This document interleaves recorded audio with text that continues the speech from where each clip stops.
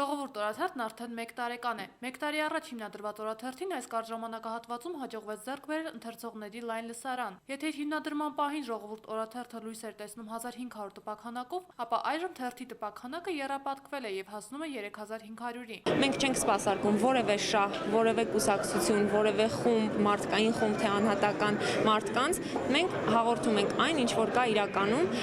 եւ այդ սկզբունքը պահելու ենք մինչեւ վերջ։ Այսօր Անի Պլազա հյուրանոցում Ժողովուրդ օրաթերթի անձնակազմը կազմակերպել էր ընդունելություն, որի ժամանակ օրաթերթին շնորհավորելու են եկել նախարարներ, պատգամավորներ, արվեստագետներ, լրագրողներ։ Ես կցանկանամ, որ Ժողովուրդը 100 տարի շարունակ աշխատի եւ գործի մամուլի դաշտում եւ կցանկանամ, որ իսկապես ինքը լինի ժողովրդի խոսքը։ Պետք է ասեմ, որ 1 տարվա ընթացքում բավականին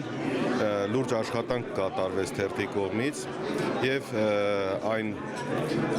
ազնվության տոկոսը, այսպես ասած, միշտ բարձր հենքի վրա է եղել թերթում։ Մաղթում եմ, որպեսզի այն քաղաքական, սոցիալական, տնտեսական, ինչպիսի իրավիճակ, որ մենք ունենք, ճիշտ եւ ամբողջական մատուցեն մեր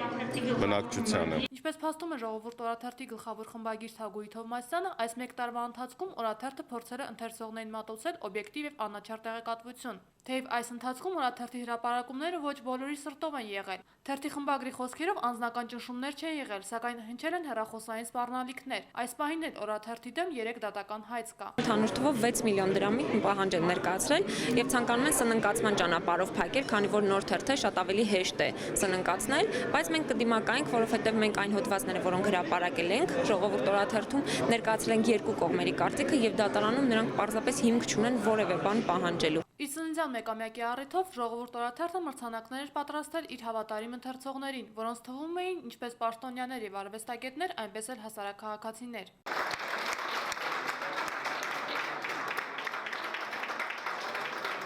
Թույլ տվեք արտահայտվել, հարգելի գործընկերներ,